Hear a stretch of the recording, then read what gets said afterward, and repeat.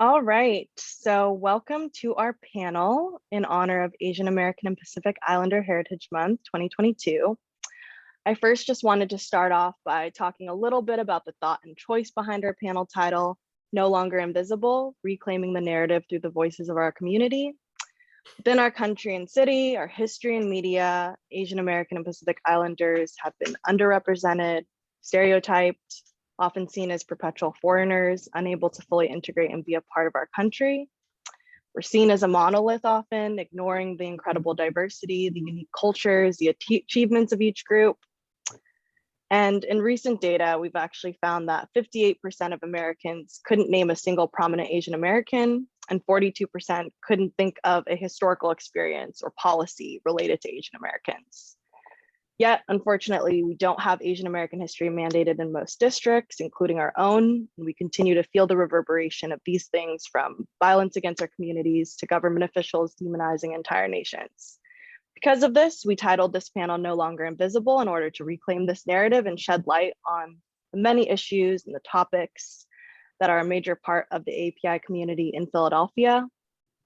In Philly, we have a large and diverse AAPI population, the rich history of Bhutanese, Burmese, Cambodian, Chinese, Filipino, Korean, Indian, Indonesian, Laotian, Vietnamese, and many other ethnic enclaves. So my name is Michelle Kim, and I am an equity professional training specialist in the Office of Diversity, Equity, and Inclusion at the School District of Philadelphia. I'll be your moderator for today. In terms of logistics, we're first just going to give our panelists an opportunity to introduce themselves, and then I'm going to ask some questions to really guide our conversation. So we'll start off with our Philadelphia school leaders and have them introduce themselves. So if you could please tell us a little bit about yourself, your school, and what makes your school unique. So our first panelist is Daniel Poe, principal at Horace H. Furness High School. Good afternoon. Thank you for having me. I am the proud principal of Horace Howard Furness High School. I have been there for a while, meaning that I was a student there when I first came to America, junior high. So what is unique about it? Well, the fact that I am the principal of the school that I learned, where I learned my language, is very unique. But not only that, we are one of the very diverse neighborhood high school in the city of Philadelphia. We are located in South Philadelphia. We have roughly about 765 students. Out of that, we have 54% of our student population are ER, or known as ESOL. That does not count the one who's exited. So that tells you that we are very diverse. We have students almost from every part of the world. I believe we have more than 15 languages spoken in our school. So I am happy to be here. And I am one of the refugees who came to America when I attended Furness Junior High School, and very proud to be the principal of that school now. Thank you so much, Principal Poe. It's so great to hear that you have that historical knowledge of the school itself and your own lived experiences, and are able to carry on that leadership into your school as the principal. So our next panelist is Pauline Chung, principal at Francis Scott Key Elementary School. Hi, everyone. Good afternoon. My name is Pauline Chung. I'm the school principal here at Francis Scott Key Elementary. I've been the principal here since 2016. I'm truly honored, just like Principal Poe is, to have the chance to serve such a diverse community in South Philadelphia. I was born here. My parents were immigrants to this country, and I attended Philadelphia public schools as well. Our school currently has the highest English language learner population with 71%. Just like Mr. Poe, we have almost all the countries represented here. However, our largest subgroup is our Spanish-speaking population, and obviously that is also not monolithic, and they come from many, many different countries. Most recently, Central America, Guatemala, Honduras, but we also have a 43% Asian student population, and they're coming from all in all areas of Asia, Southeast Asia, especially, and this is a very prominent Southeast Asian community. We have over 20 languages represented here by our families. And I'm very proud of this community. And I believe that all of our families bring assets into our schools and oral literacies. And we want to continue to build on their linguistic strengths and really take an assets-based approach to all of the knowledge and journeys that they're bringing into our school. Thank you so much, Principal Chung. Definitely Key School is a model in terms of your family and community engagement and how you are able to use diversity as an asset rather than a deficit. So next, we are going to hear from some leaders from our community-based organizations that help a variety of AAPI populations throughout Philly. So we're going to have you introduce yourself and then tell us a little bit about your organization and its history. So we'll start off with Zarzo Leanne, Burmese outreach worker at Cmac. Thank you, everyone. Thank you for having me. My name is Zarzo Leanne. I came from Burma, Myanmar. I work Cmac 7 years since 2013, and we help refugee immigrant, and especially I'm helping Burmese and Chin, and every day, daily life, what they need, especially language and healthcare and education and all the legal issue and school and other like small business, community development. And we have, so that's make me very, very special. Cmac, thank you so much. Thank you, Zarzo. And the Burmese population is ever growing in Philadelphia and is such a powerful community. So excited to have you here and have you in Philly and part of Cmac. So our next panelist is Cynthia Storms, co-founder and co-director at Gapura, Philadelphia. Thank you so much. Thank you so much, everyone, for having me, and then great to meet all of you if we haven't met before. My name is Cynthia Storms, and I am the co-founder and co-director of Gapura Philadelphia. So we are a brand new nonprofit organization for the Indonesian community in South Philadelphia. But we founded the group with a bunch of folks who have been working in the community, from organizing, empowering, and doing the cultural preservation for 20 plus years since the day our first member of the community came to Philadelphia.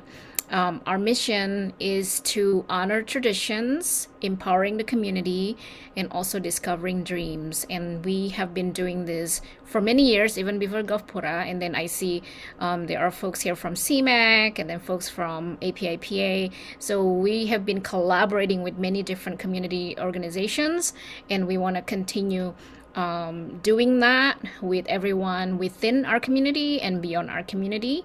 And what's exciting is that we have a new community center on Broad Street between Morris and Tasker. And if anybody want to use that space, you don't have to be from the Indonesian community. We have a small, but I believe is pretty good, ample space for folks to host meetings. You can have up to 25 people. You can do food pop-up. You can do workshops or networking or even co-working in that space. So if anybody have any more questions, please feel free to contact us. Thank you, Michelle. Thank you so much, Cynthia, and congratulations on your new space. Well-deserved, so important for the Indonesian community in Philly. It's been around for so long and really just deserves to have that shared space of community. So our next panelist is Zhang, last but not least, our field organizer at API-PA. Yeah, Thank you so much for having this. This is really exciting to be part of this. But yeah, my name is Jenny Zhang. I am the Philadelphia field organizer here with API-PA, also known as Asian Pacific Islander Political Alliance. We were formed in 2020 by community leaders in Philly and across the state and other API organizations to address, the underengagement of the API community by political institutions and organizations. And we largely exist to build long-term power for API folks in Pennsylvania.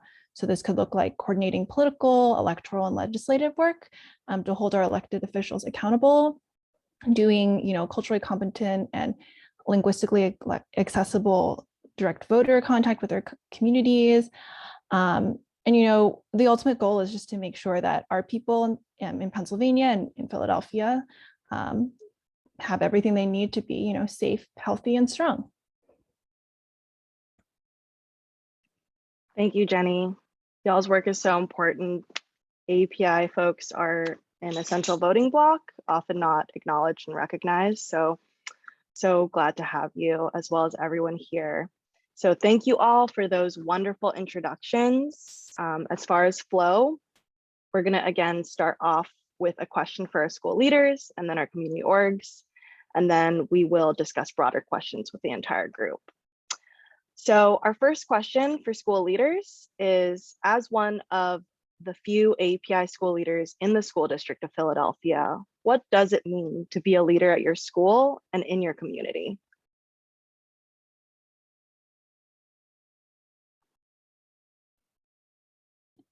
Should I go first or should I pass it to Principal Chung? I'm following your lead, Principal Poe.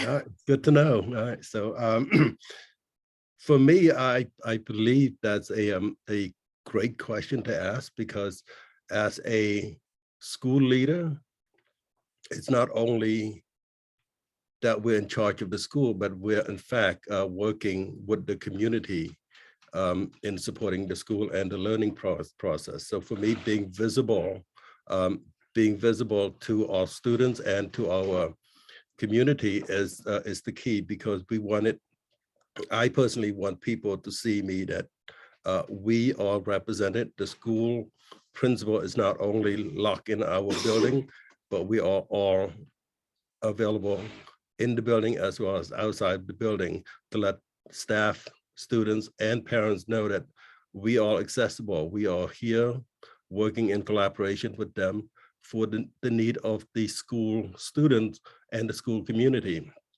Education is not about teaching students the curriculum, but also engaging parents and community members. Let them see that what's going on in the school will impact the community itself. And I also I enjoy a whole lot having parents involved in the school. Every chance I get when parents come in, I would be the first one to greet them. Come on in, take a look at the school, what we're doing. That just tells them that, what, we are here to serve the children as well as the community.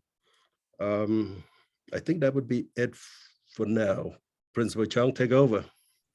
All right, taking over. So it really means a lot to me. Sometimes we don't take a chance to be humble and really recognize how much it took for us to be in these positions.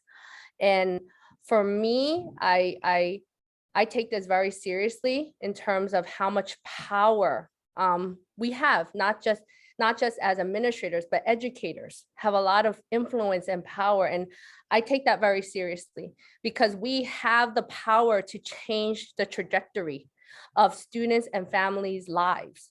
And that's personal to me, because I'm here because of that.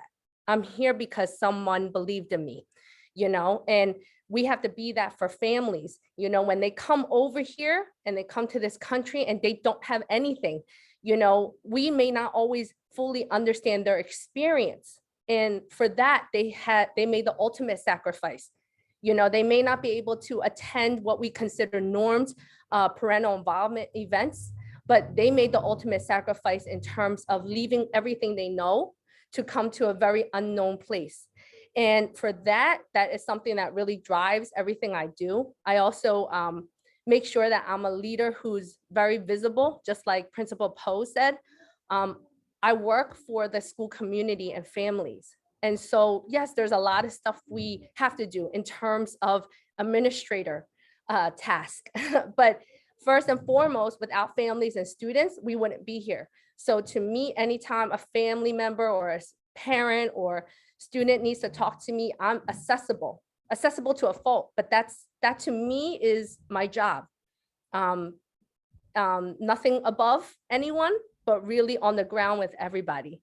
So I take this position, and knowing that there are not many Asian American Pacific Islander leaders in education, not just in the city, but nationwide, I take this, I'm very honored to have this position. I think when students see me and Principal Poe in a leader like this, it gives them an opportunity to think that they can also, become an educator. They can also become a principal, because I know that when I used to see someone that looked like me in another role, either as a teacher, anyone that worked in a school, I was very intrigued.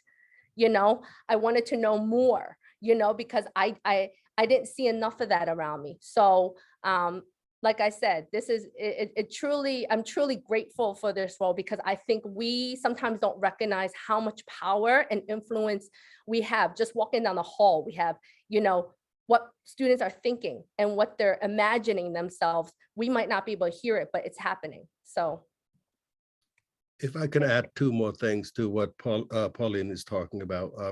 My biggest philosophy is meeting students at where they are. If I hold myself too high and beyond reach, that just means I'm shutting them down. That also means that when they have problem, I wouldn't know what's going on. I'm always visible in the community. I'm visible outside the school as well as in the hallway, just to make sure that kids feel comfortable enough to approach me when they have problem. Not only kids, but parents and community members know who I am, know that I'm there with them. As Principal Chung said, I'm not above everybody. I am one of the community members. So it is very important that I am out there for the community to see, so that I can support them, as well as getting their input. Thank you so much to you both. The school district is so lucky to have y'all as school leaders, and definitely what was said was so powerful and resonant to me, and I'm sure everyone else listening. So I want to make sure we also ask our next question for our community-based organizations. So for our community-based organizations, we'd love to hear a little bit about how your organization got started and the program services that you offer, as well as anything specific to your role that you want to add in on and talk about yourself in that leadership role within your community-based organization.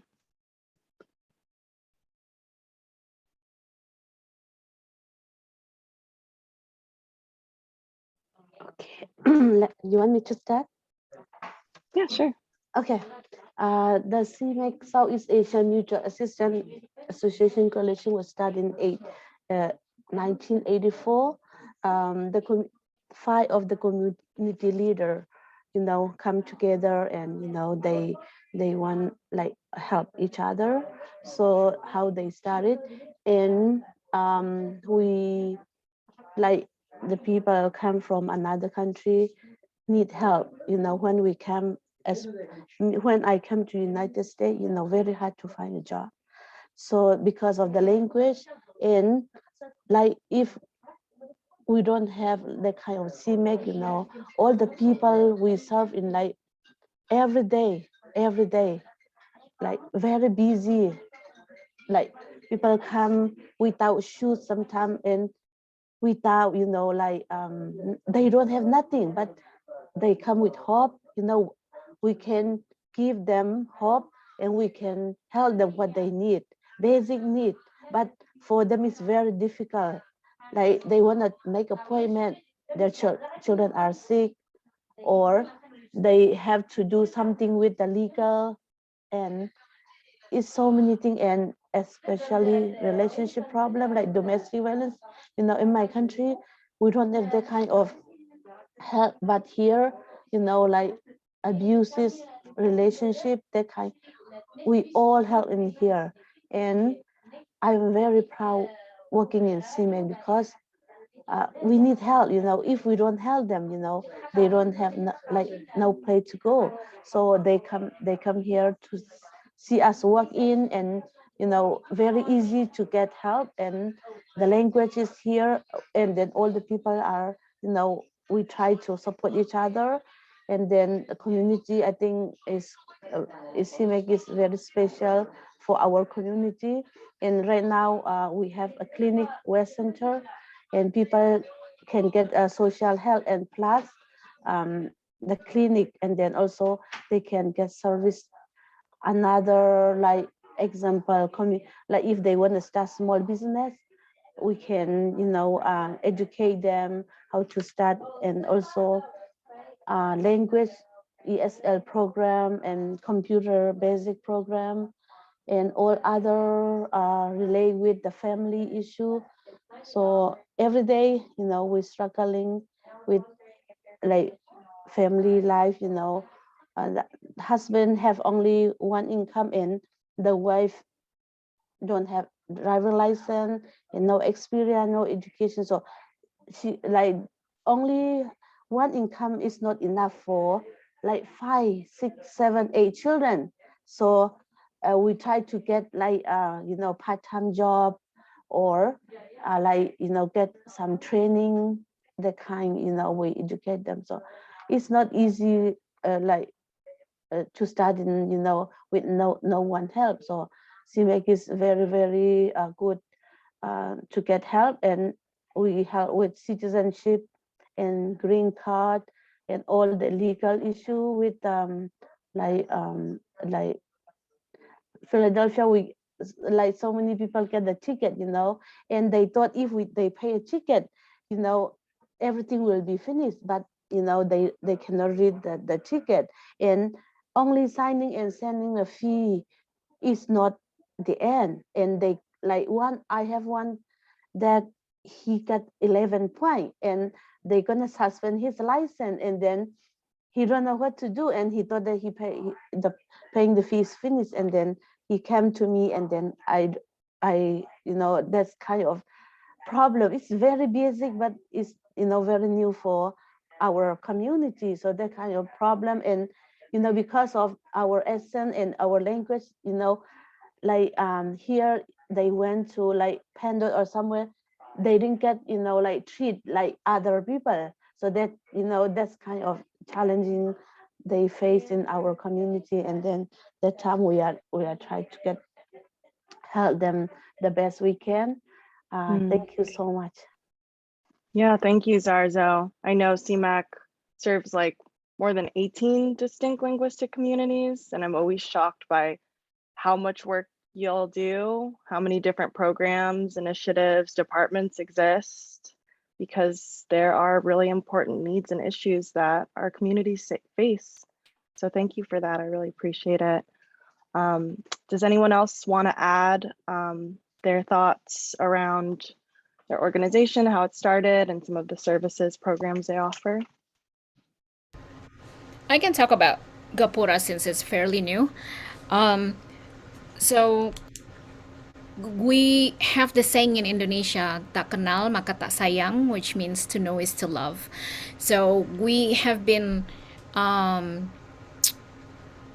upholding this message, right, as the Indonesian community. So when a bunch of folks came together, including Pastor Aldo from the Philadelphia Praise Center, and then Aditya and Irza from Pacaldeso, and then myself from Madero, and then we have a bunch of other folks that we have been dreaming to have a space where we can come together and then just be ourselves. There's like all this other great organization, but we also need our own space in the city of Philly, right? Like where we can be Indonesian and also welcoming people, so other folks know who is the Indonesian community, So we thought about that. And then there's also an Indonesian value of gotong royong, which means mutual assistance. So we want to also have a space where you can come and get help, and you don't have to be Indonesians, and you can get help right there and then. That's the reason why we decided to have gapura. Gapura itself, actually, it means a gate. So we're not gatekeeping. But in Indonesia, as far as a part of our culture, each villages and town usually have its own entrance called gapura, and then it would be unique to the certain ethnic groups or the culture of that specific town. So if you go to Bali, their gapura is going to be very Bali centric, right? If you go to Java, it's going to look really Javanese. If you go to Aceh in Sumatra, it's going to look maybe a little bit more like South Asian because they're on the west side of the country. So that's why we thought, well, let's have gapura, because what can you do with a gate? You can stand behind the gate, you can stand at the gate, and then you can also go past the gate. So that's why we have that mission of honoring our traditions, because we don't want to forget where we come from, and then empowering the community, because as we standing at the gate, what can we do currently to help our own community and our own people? And then beyond the gate, what can we do in the future? How do we discover these dreams together? So that's why our mission is that. Our board members amazingly consist of, well, one is Pastor Aldo from Philadelphia Praise Center, and then we also have someone from the city, and we have another dance artist. We actually have an Indonesian surgeon on the board, and then we have someone who's American, but she's an anthropologist who's been to Indonesia and very familiar with the culture. So we've been so lucky and blessed to have these folks who wants to be a part of us.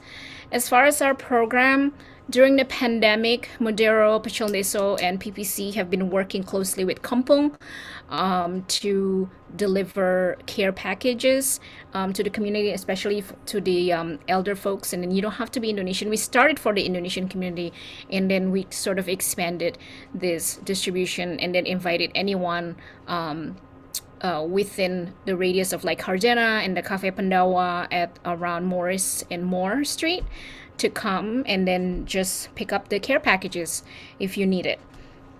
That's one of them. Now that we have the space, we want to open up the space, like I said earlier, for co-working. Folks can meet there. Right now, we've done 3 food pop-ups to help food businesses in the community, and it has been pretty successful. And I think, Jenny, you've been to the space, right? So you see how the space is pretty open. So Zarzo, what we call you Zhang, but come and use the space. Anybody can come and use the space.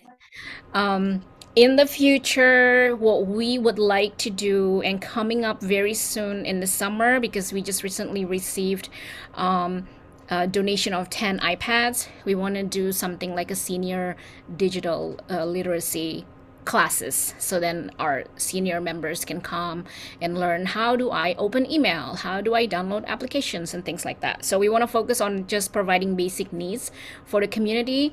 I know Zarzo talk about like city ID and stuff like that. We want to be able to help folks to go maybe together to the city. We want to have our elders or maybe newcomer to Philadelphia to open bank account, because now we have connection and relationship with TD Bank.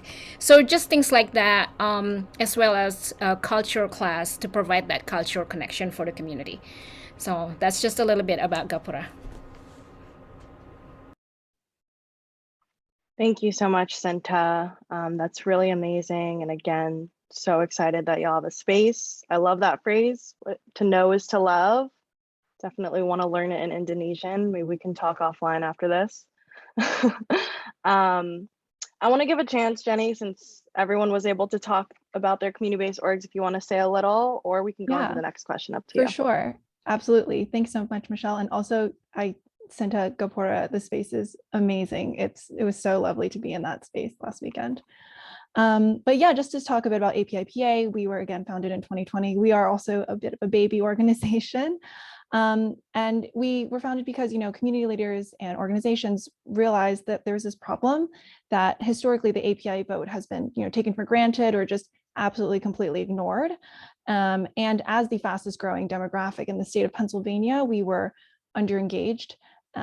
by political institutions and organizations, et cetera. So this issue is particularly concerning because, APIs have large populations in a lot of critical districts, specifically Philadelphia too. So we're just doing a lot of work now to engage API communities across Pennsylvania and building connections between communities. So we're not taking it for granted anymore.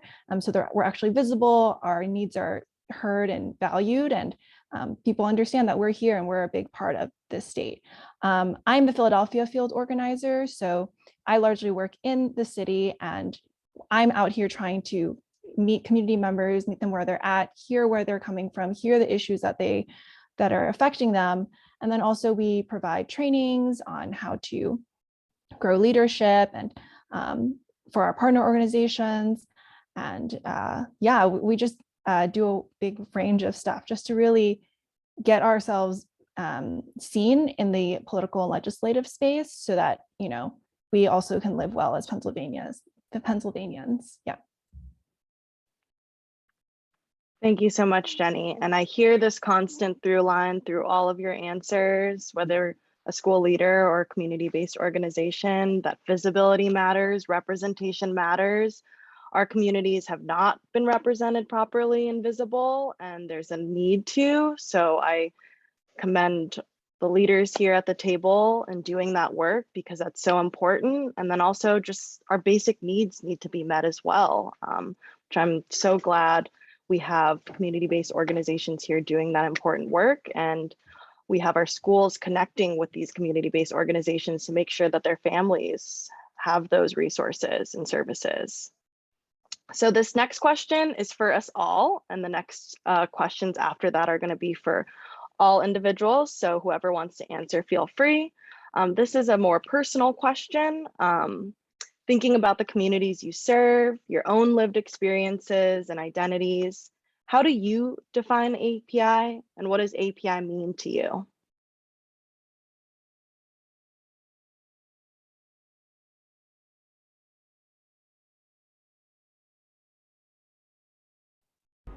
I can probably answer that.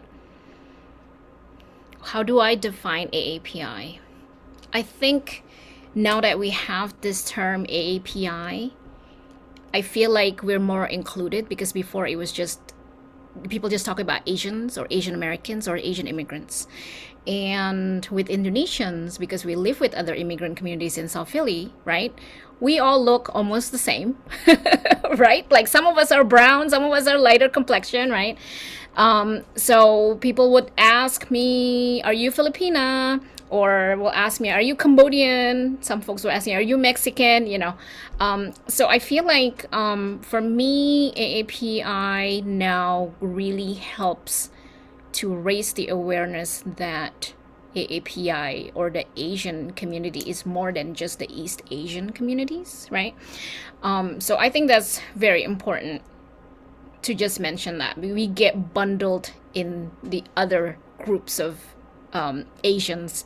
So it's really great to talk about this, and absolutely about the Pacific Islanders, brothers and sisters, right? So I think it's very important to recognize this, and also educating our own community what AAPI means, and then what can we do together collectively. Thank you, Cynthia. Does anyone want to add anything to that and their own reflections? I think Cynthia did a really great job. And it is really giving visibility and identity to all the Asian cultures and countries and places out there that are not known to a lot of common people. And because of that term, I think of together, I think of all of us, right? It means all of us, right? When you ask anyone, they might think of Asian American and they'll come up with three countries, right? But it now gives us the access and entry point to have a conversation, talk about it. Where does the term come from? That's something my students are doing in the morning, by the way, over the PA system. So, where did that term come from? What are countries that make up Asia? And what are some languages we're hearing? So that's my reflection of what that term means. I mean, what the acronym and the term AAPI. I would add to it that both ladies have done a great job in explaining that. Not only how important it is for other people to identify the different nationality or ethnic group, but the fact that our children are able to identify who they are and developing self-pride among themselves.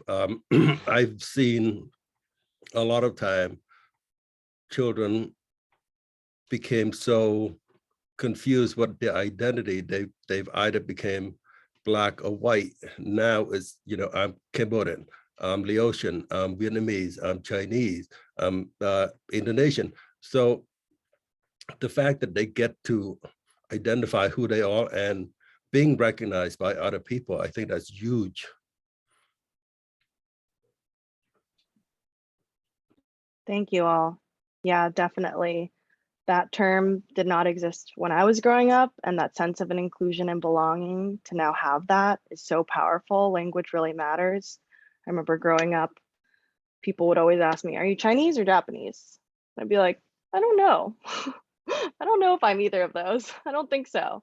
So to be able to like now have the language to represent yourself, know yourself as young people is so important. So I am going to take us to our next question. What are the various AAPI communities in your school and organization, and how do you uplift them? So I know we talked a little bit about that initially when we introduced, but I'd love to hear how y'all uplift them and do that important work. We have students from various countries. What we do is, number one, we train all of the staff member, cultural sensitivity on how to meet and greet students as well as parents, knowing that their language skill might not be proficient enough to understand when they come to the front door. In addition to that, we've also create celebration throughout the year, identifying who they are, whether it's their New Year's or some kind of significant holidays to them. And we try to share that among the school, so this way that everybody would know what's going on. And we, as Principal Chung, we celebrate diversity. We look at diversity as the benefit of our school. It makes us who we are. So that's what we do at Furness.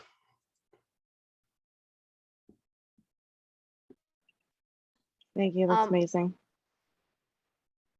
Thank Go on, you. Principal Chung.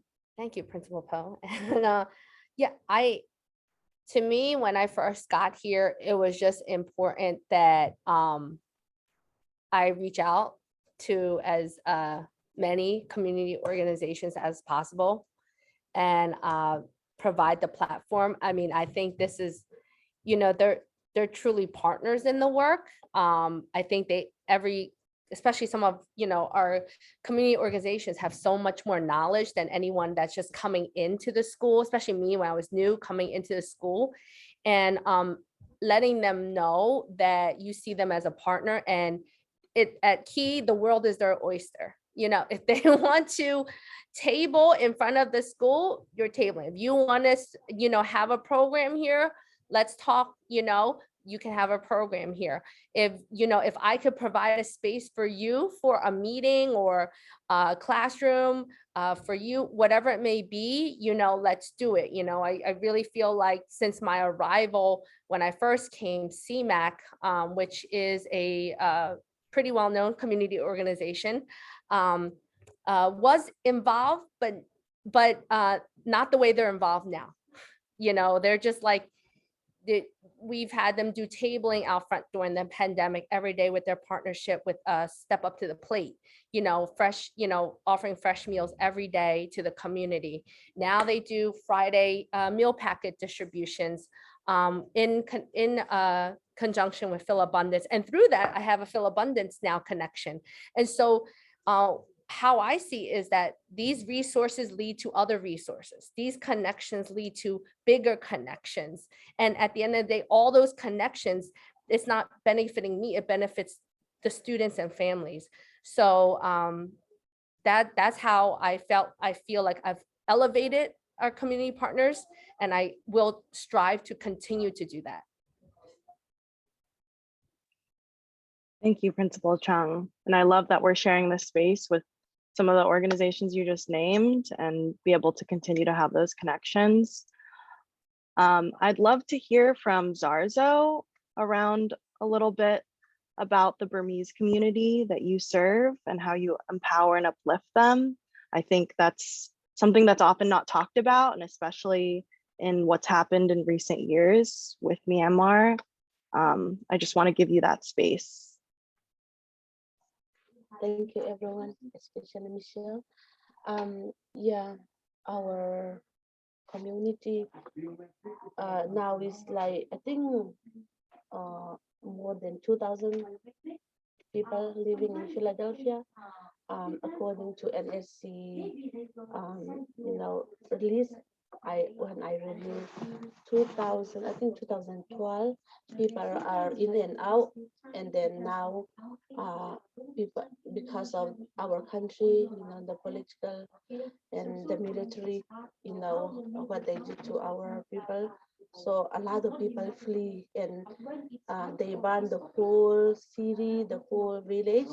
So a lot of people have become refugee, and in our own city we are becoming refugee, and then now more people are come and applying asylum. And so how we help is the first, the language, and second, job. I love to help with job because without money they cannot pay the bill and they have to sleep in the street. So I look at the family, and only husband have an income, and only the minimum pay is only $9, and it's not enough for paying the rent. So I focusing on like if they need help with job, I was there. I connect with Walmart in this old neighbor, like Walmart and Amazon and all other cash company, because within 1 week submit application, they didn't get hired right away, so they have to pay the bill, and the children have to eat food, and they need clothes and all. So we help with that. We are here, for job and the language. When they have interview, we prepare for them interview, how to wear, and like how to, say something very simple. And second, like immigration status. If after they become when their work permit expire, they have to apply for green card. So that's the third. We are focusing with the status, and then after 5 years, we are helping with citizenship. And then after when they improve with all the other in English level, we apply for better job.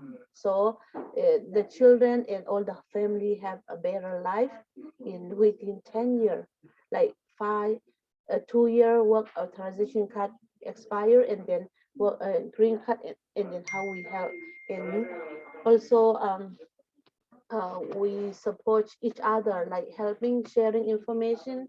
If someone need help with other, not related with, different, and then they refer us, and then if we cannot help, we refer to other organization. And I'm so happy with Cynthia, that organization.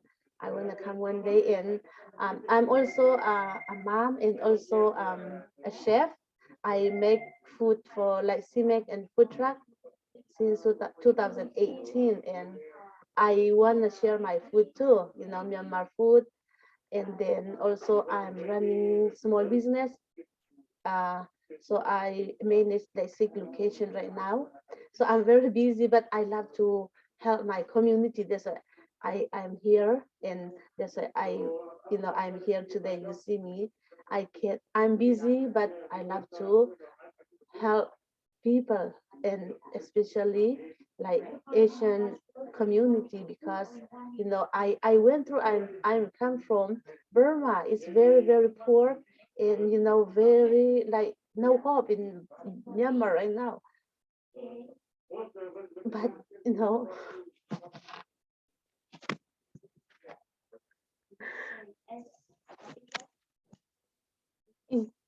2019 I got awarded because I want to start like small business for immigrant movement that help Myanmar.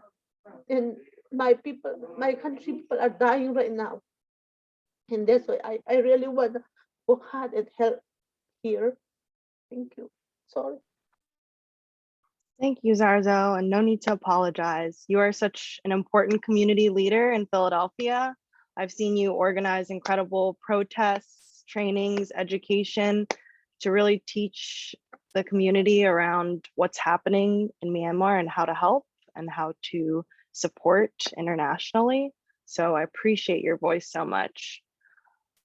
Thank you, everyone. We're going to go on to the next question. This question, I really want to uplift, especially to combat that narrative around the model minority myth that Asian American Pacific Islander communities don't face issues. So I'd like to ask everyone, what are some of the core issues the AAPI community you serve are facing in Philadelphia?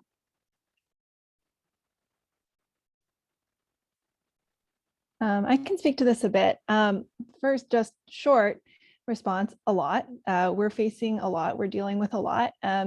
Something that APIPA worked on with some of our partner organizations who are actually on this call. We launched the statewide survey to get a better understanding of the issues that our community is facing.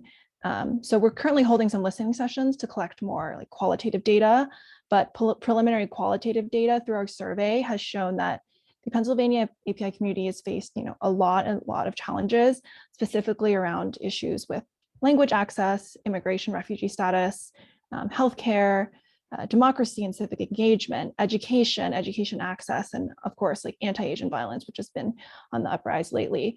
So those are just kind of like the big bucket items that we've been able to find through our survey.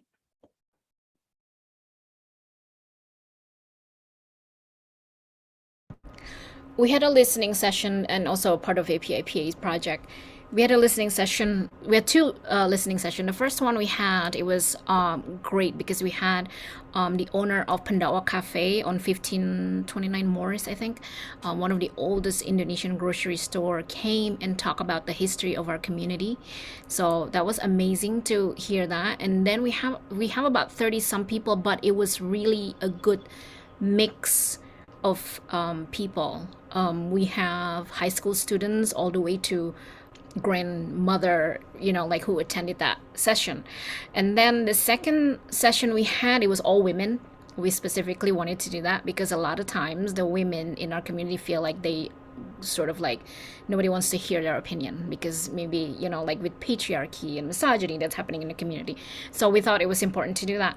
And what's interesting to us, we talk about language access a lot. I think that was like the one thing that we shared across the board in our community. But what's interesting, sort of hearing the underlying message with all this conversation is the mental health issues that like nobody wants to talk about, right? Because in the first group, we have maybe about 7 high school students who talks about, I really feel pressure from my parents that when I go to college, I have to study accounting, economic, like engineering. What if I want to be an artist, So we hear that. And then we hear from moms about, or not moms, or women about toxic relationships and things like that. So, like it seems like now that maybe we have a little bit of help with language access and civic engagement and things like that, we have the resources for that. I think people are now also realizing that mental health issues is pretty big in our community and nobody wants to talk about it. Thank you for uplifting that, Cynthia. Mental health and talking about mental health is often stigmatized in API communities. So I think it's so important to continue to normalize that and have conversations with community members around the fact that that's okay. And there are services, resources, things to support. We don't have too much more time. So I want to get to our last question before we end. So yesterday was what would have been Yuri Kochiyama's 101st birthday. She was a dedicated activist, not only for Asian American communities, but also for Black Americans, Puerto Ricans, and Muslims. What are some ways you as a leader of your organization or your school engage in this effort of working in solidarity with other communities to make our collective community stronger?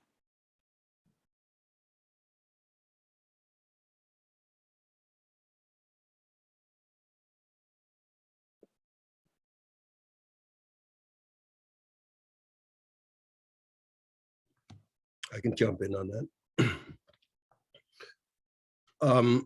As I've said from the beginning, being visible is important.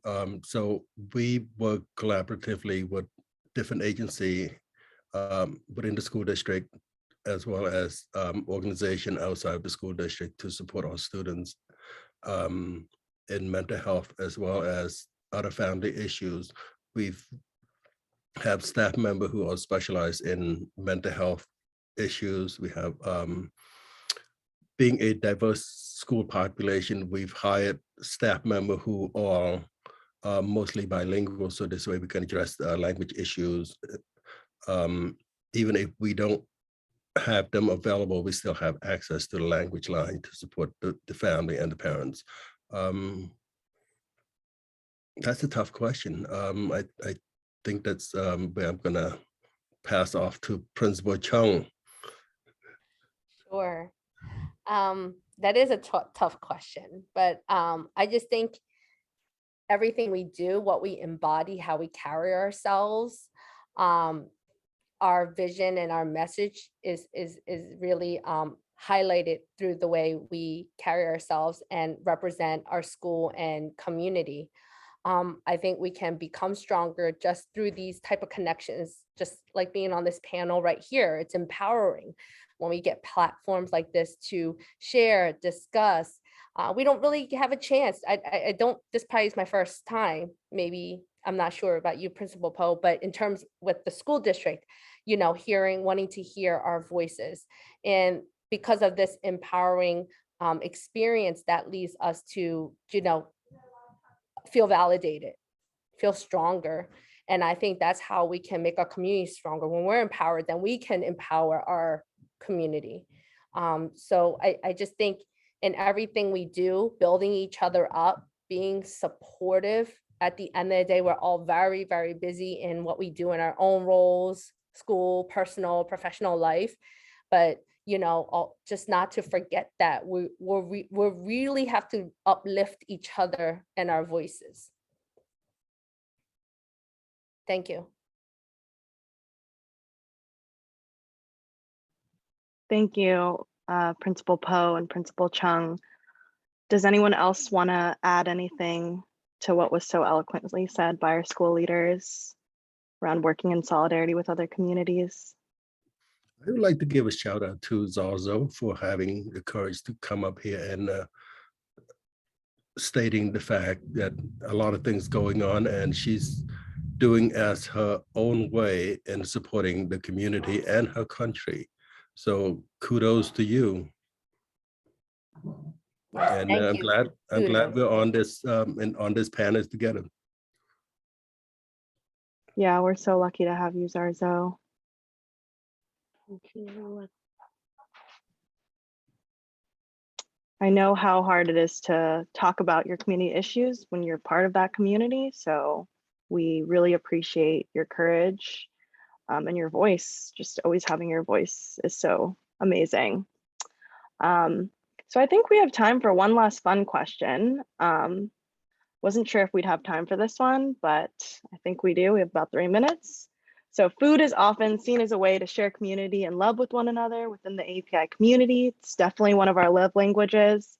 I know we just had a API dinner the other evening where we were able to share food with one another with school district leaders. So I'd love to hear from y'all.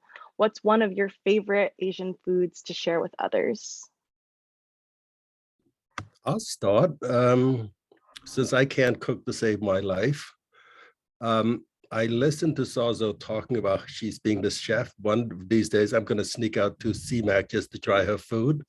But for one thing that I find really interesting, and I do this a lot, is when we go out with my non-Asian colleagues and friends, I would put them to a test for a bowl of pho. If you can handle a bowl of pho, I'm pretty sure you can handle anything. So that's the fun part that I do. I would like to donate my food one day at the Cynthia and other Furness and school district too.